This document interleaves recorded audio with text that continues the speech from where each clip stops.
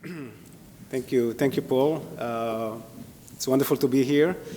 And thank you for the invitation to speak for the Military Society. And Paul can tell you that he sent me the invitation to come, and I immediately said yes. It's my first time in Barcelona, and I was very excited to come and see this beautiful city. So far, I'm not disappointed. This is really, I think, a lovely place. I still have one more day, so I hope to see more before I have to go. So really, it's a pleasure to be here. So this is the book. So I'm gonna talk a little bit about the book, but mainly what I wanted to focus is the larger picture, which the book was written under. The larger context that was at the time when we were sitting together and putting this project together, of which came out later as a book. It all began as a research project. And the larger context really is the whole issue as the title of the book suggests, is the issue of insurgencies and counterinsurgencies. And I think it's more important to understand really the whole historical and larger context of this topic. And then really talk about some of the points of the book. So basically, I'm going to talk about these points here that you can see in the slide. A little bit about what happened to me, or my own background, as how did I came into this issue, and then talk a little bit about what happened. Then talk a little bit about what happened to war. Again, in relation to the whole issue of counterinsurgency, the debate within the counterinsurgency community, talk a little bit about the book, and its main findings, and then we can have, I hope we still have time for questions and answers. So just to give you a bit of the historical context of this whole issue, and really the pivotal historical moment. In October 2001, the US and its allies invasion to Afghanistan. Some of you still remember it. It came quite immediately after the September 11 attacks. The US has decided to go into Afghanistan and to eradicate both the Al-Qaeda element and the Taliban, who were then ruling Afghanistan, and gave them a refuge and a place to basically to scheme their attacks against the Western world. Following that, in 2003, the US made another decision for invasion, and they invaded Saddam Hussein's Iraq for all kinds of reasons that I'm not going to talk about it now. Of course, it still was and still is a controversial decision, but the fact is that they went in and they basically took over the regime of Saddam Hussein and conquered occupied Iraq. Shortly after, January 2004, it was the time when I enrolled my PhD program in King's College War Studies in the War Studies Department in King's College in London. And what I have discovered is a very interesting thing, is that, you know, the Americans were then busy occupying those two countries and making an effort to fight the insurgencies there and to create some kind of order out of the chaos. They were putting a lot of funding into the study of insurgency. So most of the PhD students that were my colleagues, I think I was the only one who didn't write a PhD dissertation on insurgency and counterinsurgency. Everyone in the department was writing about dissertations about insurgencies, because this was the topic between 2004 and onwards, that decade, on this topic. And therefore, that's why I termed it, or I called it, the coin decade, because the academic community and and the military establishment around approximately 2003, 2015 was obsessed completely with the idea of insurgency / counterinsurgency. This was what everyone was talking about.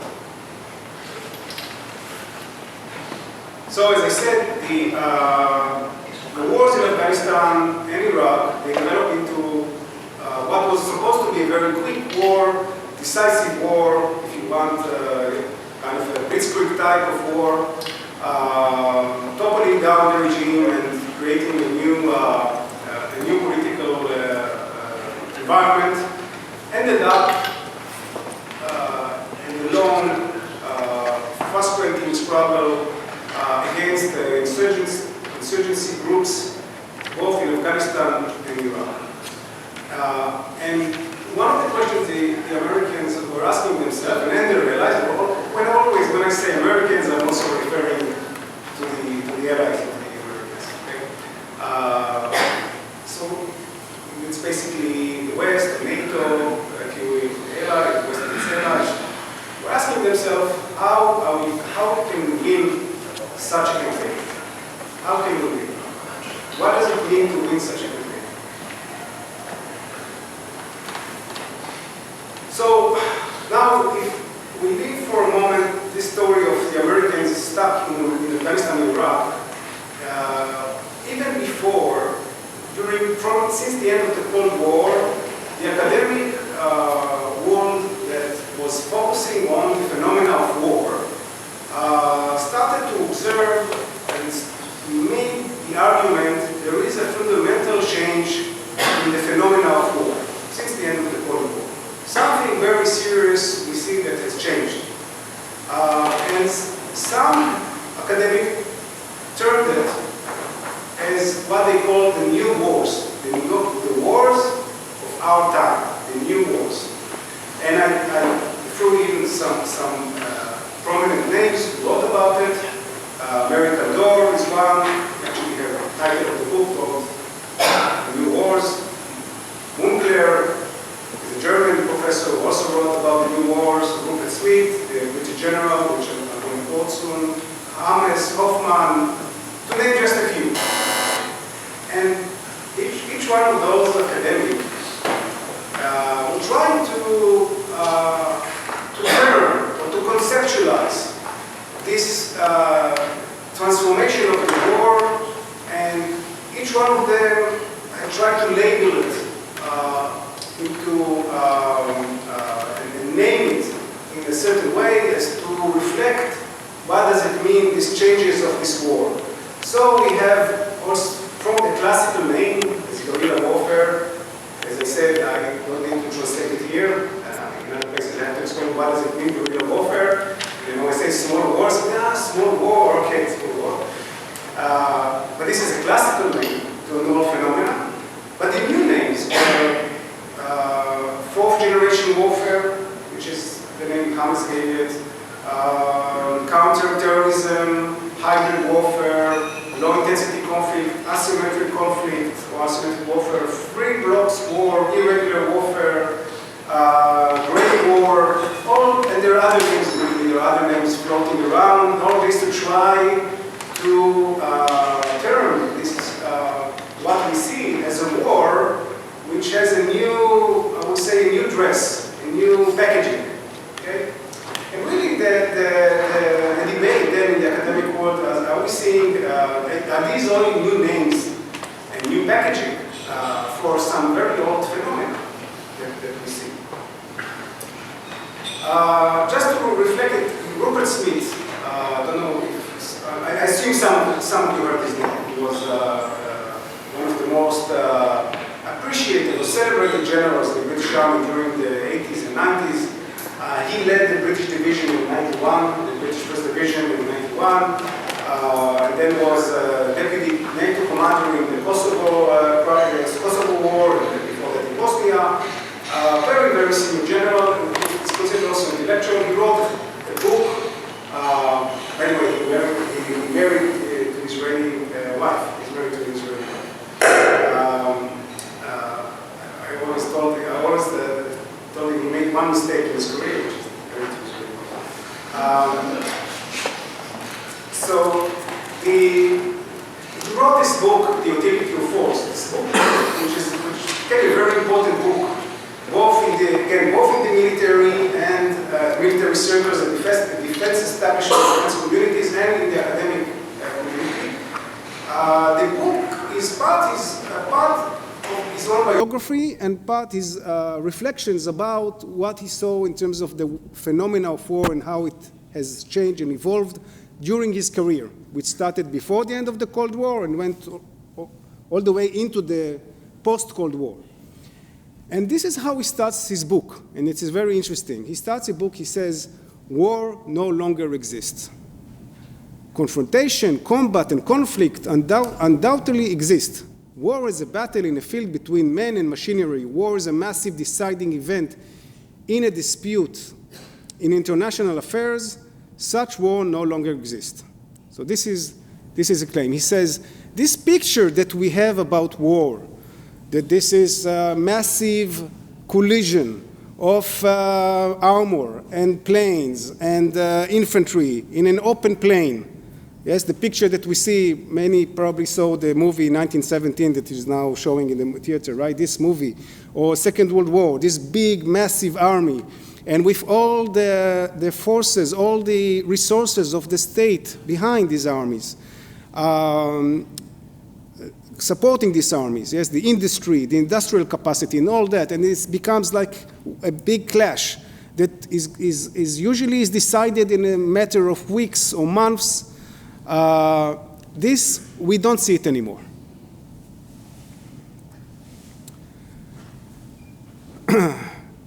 So, what we do see and what actually happened, and I think I got here a quote from Dr. Eli Tannenbaum, who wrote a chapter in our book, a very good chapter on the insurgency in the Cold War, and he says the following: the strategic context of the Cold War, and especially the self-paralysis of industrial war model by the advent of nuclear weapons, made possible by resurgence of irregular warfare, which hereto being marginalized, even though always present in Western strategic thought. This new paradigm would soon bring counterinsurgency expertise onto the limelight of international struggle. So basically, what he's saying here, that we always had, since the beginning of history, we always had campaigns of insurgencies, always. And if I go to my own history of the Jewish people, then we have insurgency against the Greek, we have insurgencies against the Romans, we had insurgencies against the Philistines, not the Palestinians, but the Philistines, the ancient Philistines. We always had insurgencies. So it was always there. But the focus of attention was not there to look at those campaigns, because the focus of attention was always the big power struggle, the big battles between the great powers. So we overlooked, in terms of the writing the history or academic activity, in the focus of research, we overlooked this phenomena. And if you want, I would say that we all, when we were looking at Austerlitz and Waterloo, we didn't pay much attention to what happened here in the peninsula, in the Iberian Peninsula, in the Napoleonic campaign. Yes, because really the focus of attention was these decisive moments, if you will, in Waterloo. But this was always present. But what happened since is that the great power struggle has diminished or disappeared even. So what we have now is those insurgency campaigns. So now the focus of attention became the insurgencies, because this is what we have.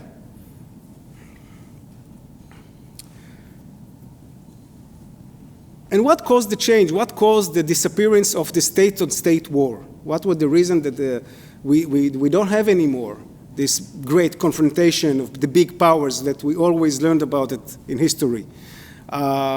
And there are several reasons. I'll go quickly, and I'm not going to discuss each one of them. But I think first and foremost is the nuclear weapon. And this is what some academics call the nuclear peace.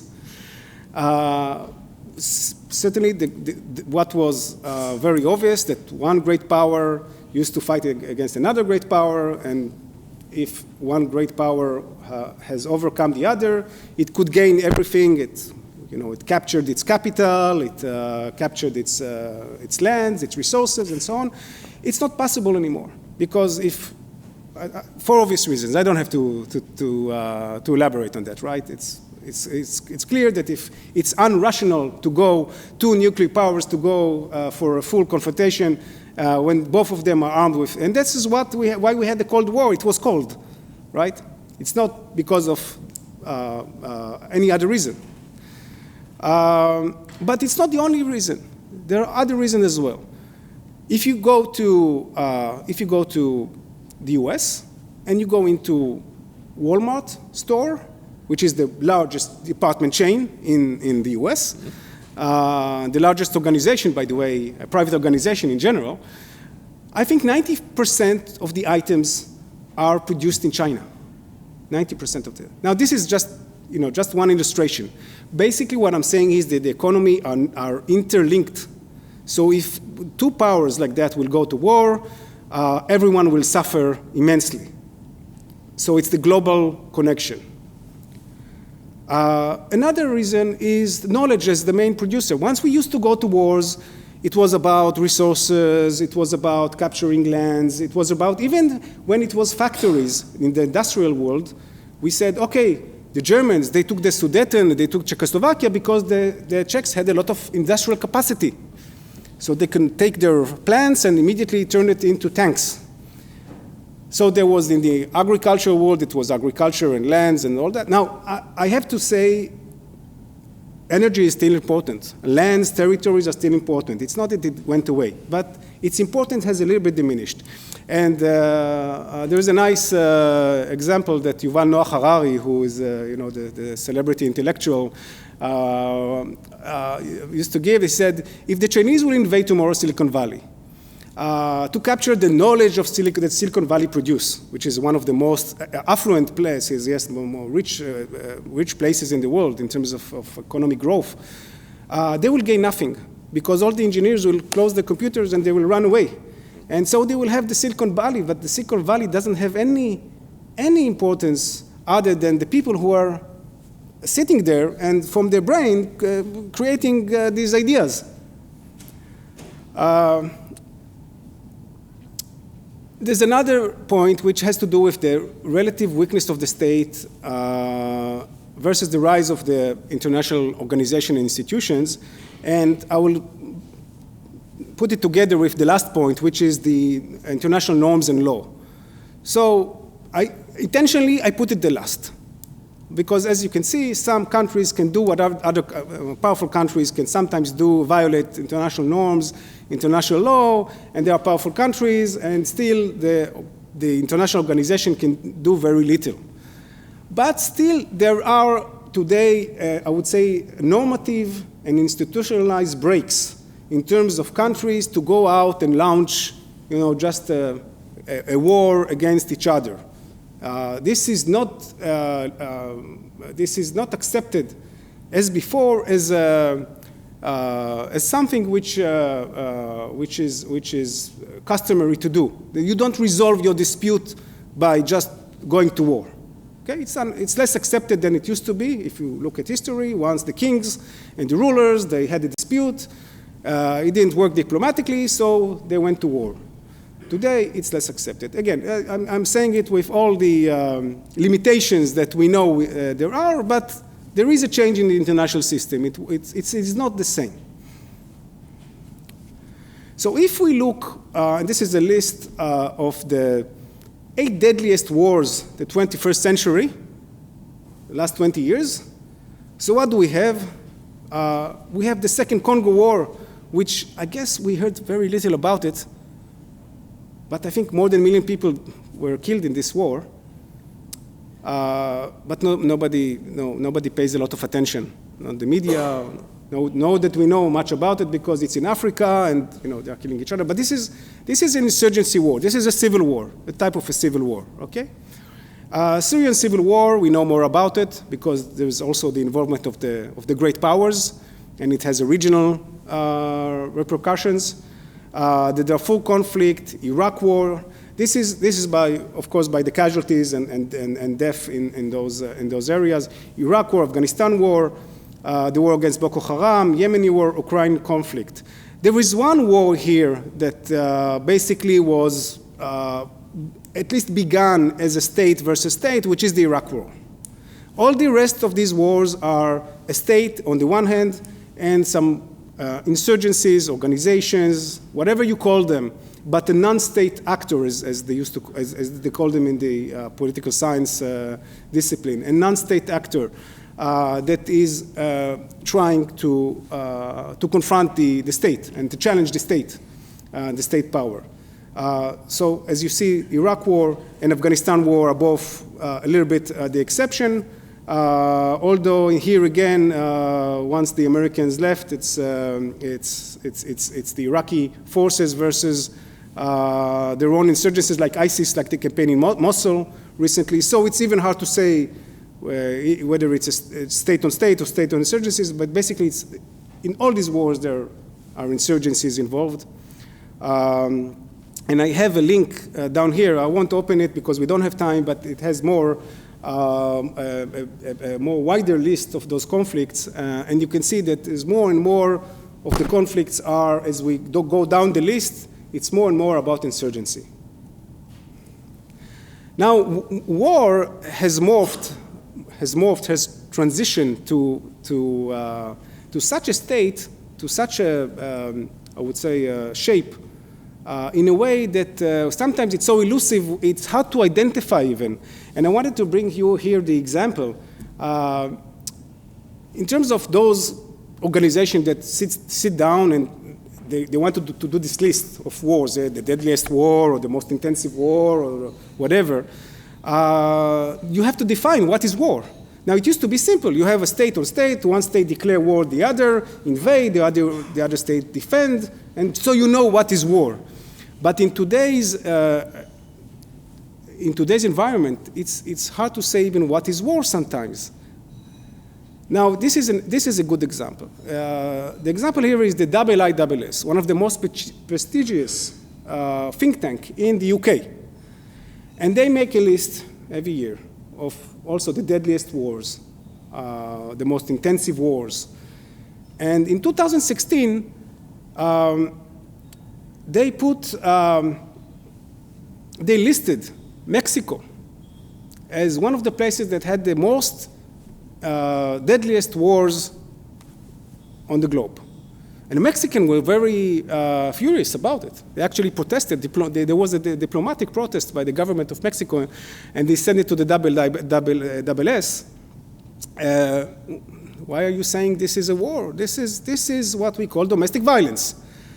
And the IISS said, listen, if it walks like, it talks like, then it's a war. What they mean is, look, last year it was 23,000 people. 23,000 people were killed by the cartel wars. Well, as a result of the cartel wars, of the drug wars.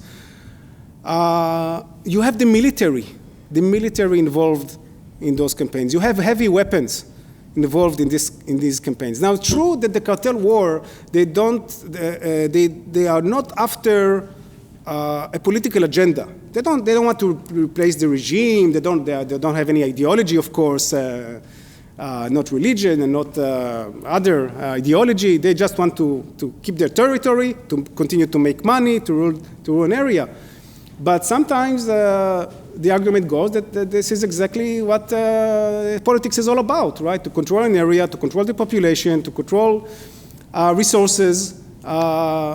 And so they made the argument that what happens in Mexico is a war. Now, of course, the argument can go both ways. Some people are saying, no, this is not correct. This is still domestic violence. And again, it depends on your definition.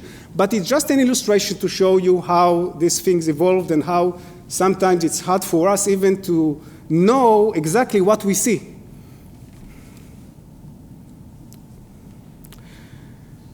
So going into the debate which was in the center of the, as I said, the center of the academic community and the military establishment and defense communities during the years where the Americans were trying to find a way in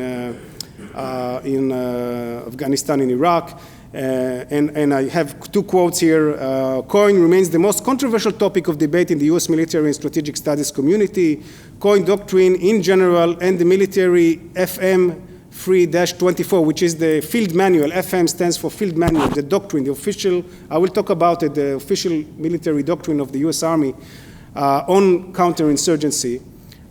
So this manual in particular have been the subject of extensive and often virulent debate in recent years.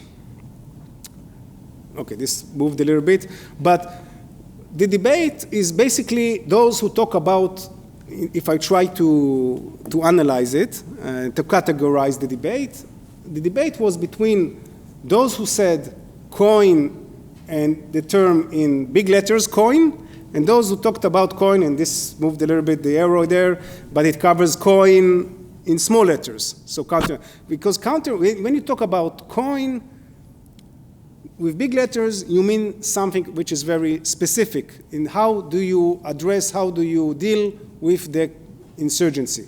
How do you do basic counterinsurgency? Basically, the two camps, the COIN big letters, COIN small letters, the big letters was all about we need to focus our attention on the population. Basically, in the insurgencies, they thrive on the support of the population. So if we take this support, we can win the campaign. They will not be able to operate against us because they are dependent on the support of the population.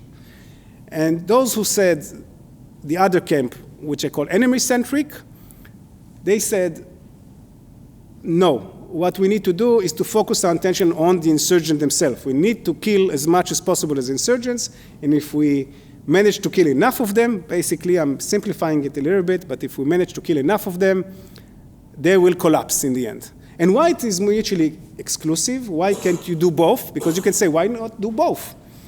Because first of all, it depends on your resources and where is your focus of attention. You never have enough resources. So what do you do with your resources? Do you support the population and you focus on the population, or you go out to kill the bad guys, let's say? Second, it's a question of concept, because a lot of time when you kill the bad guys, you're after the bad guys, in the process, you irritate the population. So you say, okay, well, you kill the bad guys, but in the process, sometimes you leave a lot of destruction. Sometimes you kill innocent people. So you say, okay, but then you irritate the population, and you bring the population against us. So this is the reason why it was mutually exclusive, either this camp or that camp, and it became a very heated debate. So after a while, when the Americans were looking for ways, there was the beginning of the insurgency, they were completely in shock. They didn't know exactly what to do, and they were just, as they say, firing from the hip, just, improvising. And then after a few years, around 2006, General Petraeus, who was the commander of the 101st Division, the Airborne Division, he went back to the US. He has a PhD from Princeton. He took a group of thinkers, I would say, officers who are also thinkers, or officers, scholars, as we say, soldier scholars. Around him, he created a group, like a think tank, and they were thinking hard how we need to address this issue, and they came up with this counterinsurgency manual. Do I have I don't have, here. You see this? It shows? Yes. Okay. So this is the manual. This is the counterinsurgency manual. By the way, I think you can download it online. You can find it online. I think it is it's there, the entire manual. It came out also as a book, so they were putting together how they thought the U.S. military needs to address the situation. Now, because they were talking about COIN population-centric, and the U.S. military was very much into high-intensity warfare, the classic warfare, state on state, it was a complete shift, a complete change of the culture of the US military at the time. There was a lot of resistance to that. And they had really a lot of work to do in order to convince and to change the military. And this work has been also published in this book, The Insurgents. The Insurgents meaning how this group was also acting as insurgents inside the military institution in order to reform it and to change it into something that operates in a different way. So I mentioned here some of the people that were part of it: John Nagel, David, I will quote from them in a minute. The Marines Small War Manual. The Marines used to have a classic Small War Manual which was forgotten, and suddenly they brought it to the limelight and they used it. It was a manual from the 1920s, I think. Colonial British and French experience, people like Lawrence of Arabia, Caldwell, Galula, Trinquier. These were people who were operating in Algiers at the time of the French fighting the insurgency in Algiers. So what is the main premise? First of all, the COIN campaign, and you see the picture of Petraeus when soon after they came back to, he went back to Iraq. He became the commander of Iraq, and he implemented, or at least so the story goes, because it is one narrative. Now I will talk about the other narrative. He implemented this method and these ideas and this doctrine, and it was success, and they were able to diminish and suppress the insurgency and the violence quite seriously. So the main premise of the COIN manual. The COIN campaign is, first of all, is political. You need to, as I said, you need to win over the population. What you need actually to do is you need to, first and foremost, to secure the population, and then to provide services to the population. So if the focus will be on securing them, so the guerrilla or the insurgency will not be able to come at night and to harass them and to get the support from them because you are giving them protection. They will side with you because they are looking for law and order, and once you are giving them law and order, they will support you.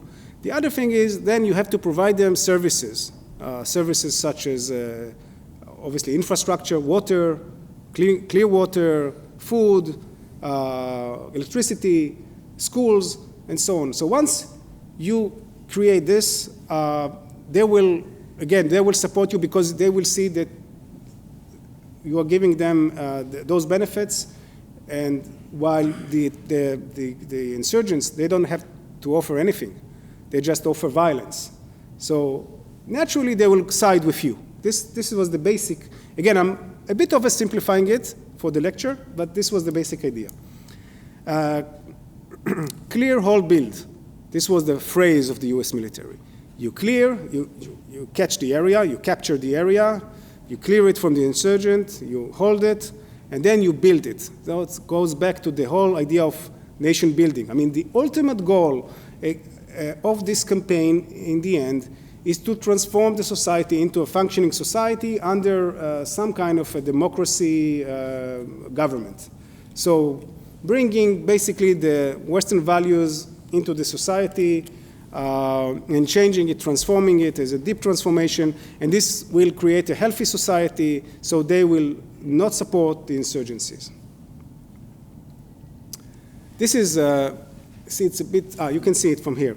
So, for example, successful practices and this is a quote from the doctrine itself, from the manual. So the doctrine says, if you are overemphasizing killing of the insurgents, this is what you do the whole day. You run after the insurgents and try to kill them. This is not a successful practice. This is not what you should do. You should try to separate them from the population. You should focus on the population, on its needs, etc. And David Kilkerran, he's Australian, and he was one of the people who wrote about guerrilla warfare, terrorism, and insurgency, and he was one of the advisors of Petraeus at the time. And here again, some quotes from his work. He quotes Mao, the famous guerrilla fighter himself, who said that the guerrilla move among the people as a fish swims in the sea. So he said, okay, so we need to drain the sea. This is the idea, to drain the sea. This is how we can overcome it. You don't run after each mosquito. You drain the swamp, right? Again, the same idea. Effective counterinsurgency provides human security to the population where they live 24 hours a day, not destroying the enemy. So again, going back to the idea of securing the population. Another officer, John Nagel, who wrote this book, which quotes a very famous Lawrence of Arabia phrase, which is Lawrence of Arabia said, to fight the insurgent is like learning to eat a soup with a knife, because they are so elusive and it's very hard to find them and so on. And this is what John Nagel wrote. He said, in these dirty little wars, political and military tasks intervene. The objective is more of a nation building than the destruction of the enemy's army. So basically, the idea was to provide those services. And what I found out that Monty Python, and I see everyone is smiling here, it's I'll show you a clip from Life of Brian, which talks about the Jewish insurgency against the Romans in the turn of the century, near the birth of Christ. So I guess Monty Python found out about it long before Petraeus and his group were writing about it. Let's see the clip. And I think what they missed is what John Glees is saying. Just pay attention. Very few people pay attention to what John Glees is saying at the end.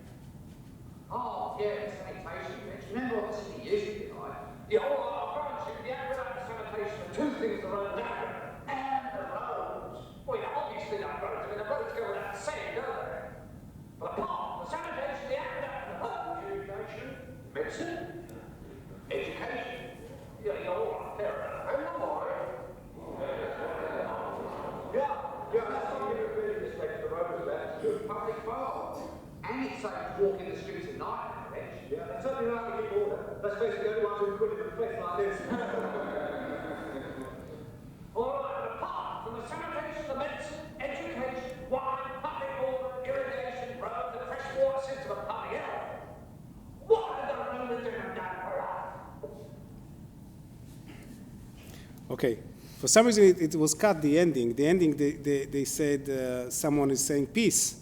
And he said, peace, forget it. Really, they're not interested in peace. They're not interested in all that. They're interested in other things, which is the political agenda, of course. Just let me get it back to where I was.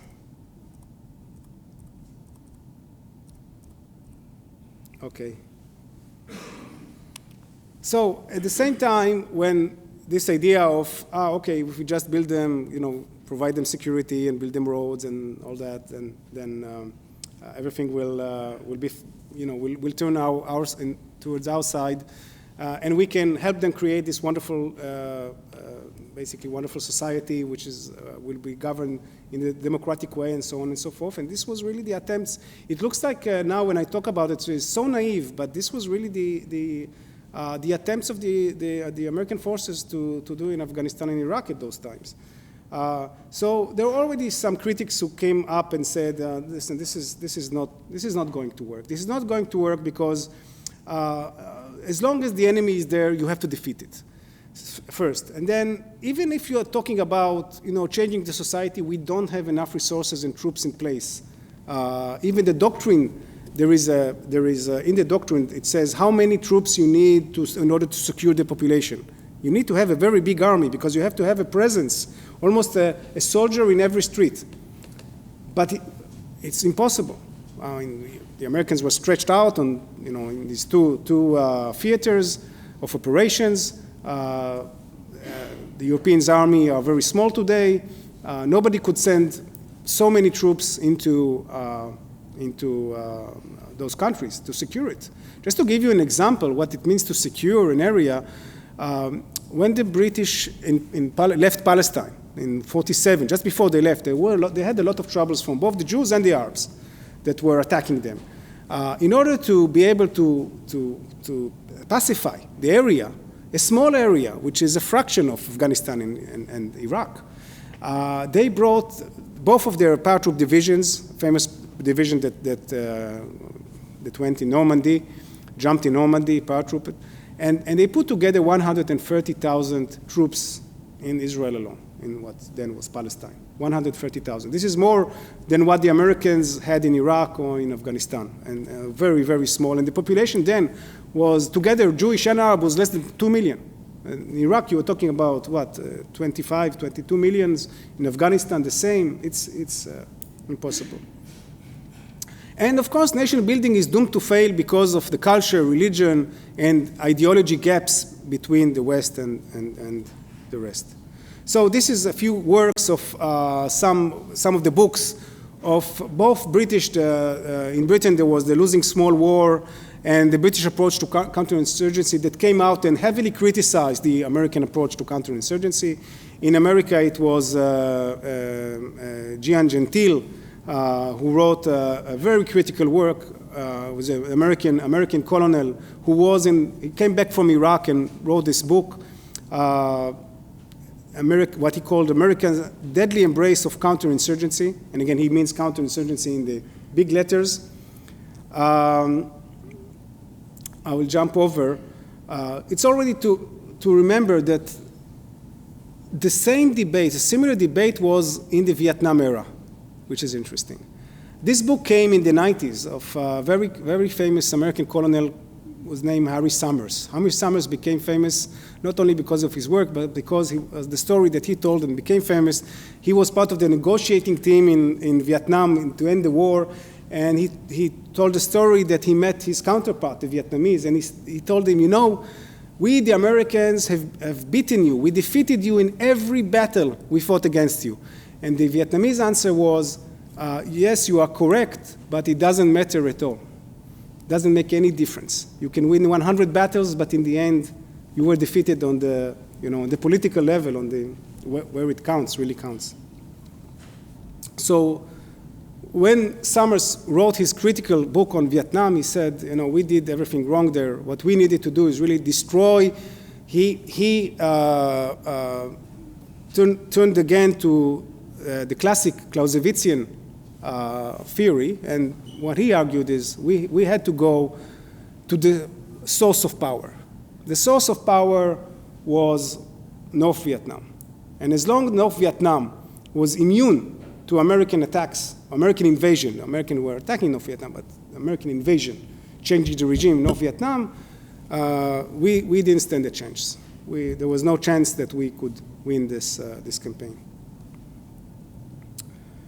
I'll just illustrate the difference between the camps. When I was working for the IDF as a research fellow, one of the IDF think tanks, and we used to have a joint seminar with the Americans every year.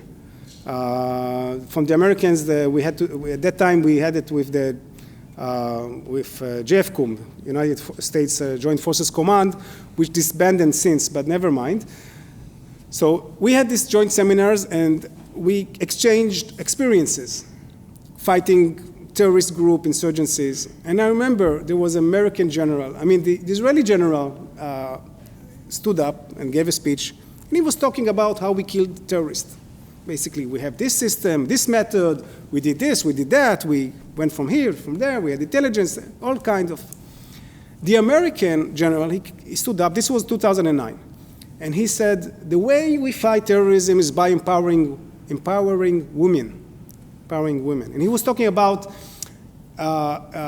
something he did in Iraq, where he had called some prominent women in society and made big conference, and his wife, who was not in Iraq because it was dangerous in Iraq, his wife, his own wife, was talking to them in a video conference from Germany, and this is how he said, we are changing Iraqi society, and this is how we are winning the terrorists. Now again, some people find it a bit ridiculous, some people find it very inspiring. Depend what's your view. Intentionally, I'm not taking a position here, but I'm just really showing you the two different approaches to this whole thing. Whether it was a success or not, again, this is still an open debate. On this background, we had this book project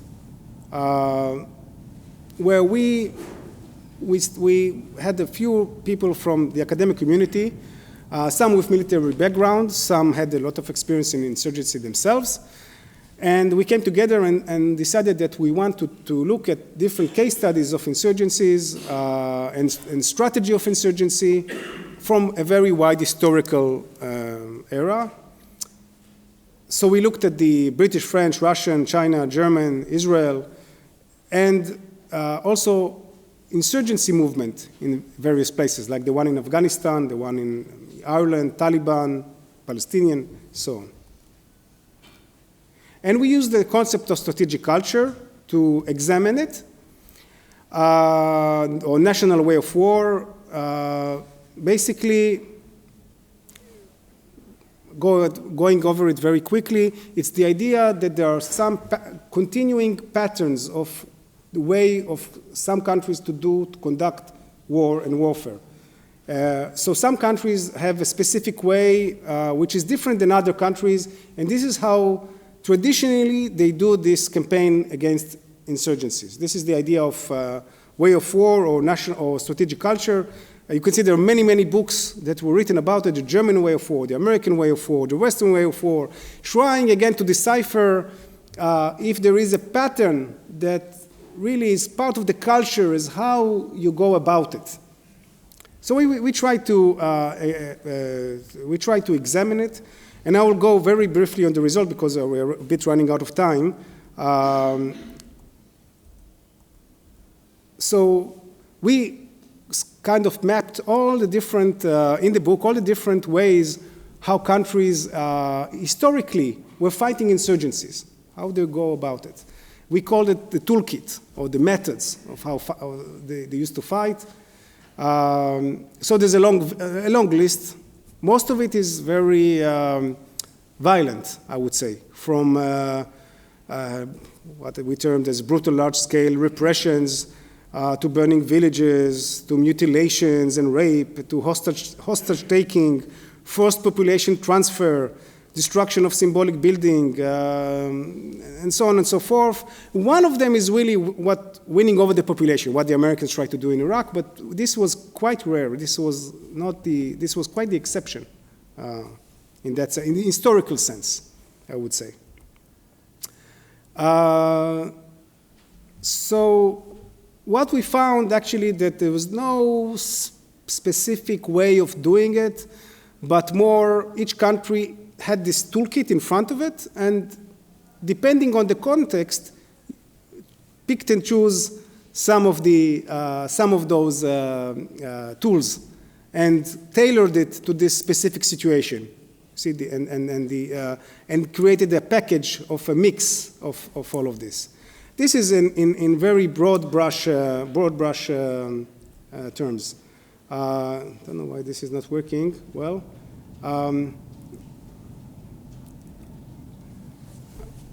So I will finish with this slide, so we'll have some time for Q&A. In the end, the whole nation building project, I would say, is seen.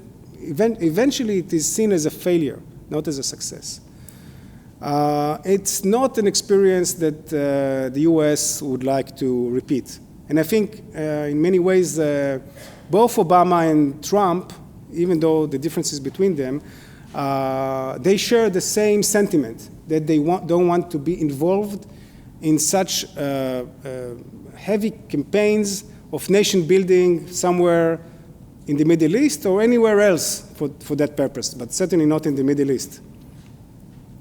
If you look at the doctrine today of the US military, they have shifted completely their focus, and they are talking about what they term as peer rival. What is peer rival? A state like them, someone who can challenge them. First on the list is Russia and China, and then third and fourth are North Korea and Iran. They actually name the countries that they are looking ahead and saying this is the countries we need to look at in terms of building our forces and planning our campaigns in the near future. As I said, the political mood in the U.S., and without the U.S., of course, there's no other big counterinsurgency campaign option, is against any involvement. And what they are talking about is what they term is not counterinsurgency, but CT, which is counterterrorism. Counterterrorism means those strikes that Obama started already using drones, so very specific targeting terrorists, targeting leaders. Of course, the most obvious incident lately was the killing of Soleimani. So this is the most. This is the current. So you strike, maybe you send a few Tomahawk missiles, you kill a leader, but that's it. You don't send forces. You don't try to change the regime. You don't try to build a nation and to transform this country, whether it's Syria or Iran or whatever. You don't try to, because this was unsuccessful. And I ended up, asking whether we see some kind of a historical repeat, because this was the cycle exactly after Vietnam. After Vietnam, the Americans turned their attention. They said, we don't want to fight these wars anymore. We lost so many people, and we spent so much money for nothing.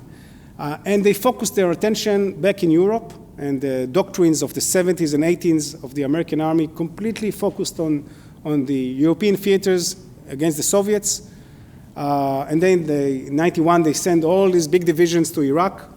But then a decade later, they found themselves in a counterinsurgency. And then it failed, and then they said, okay, we don't want again counterinsurgency. So the question, what will be next, is an open question, of course, but you can see almost a pendulum, pendulum or waves of this obsession, I would say, with counterinsurgency. Thank you very much. Yes.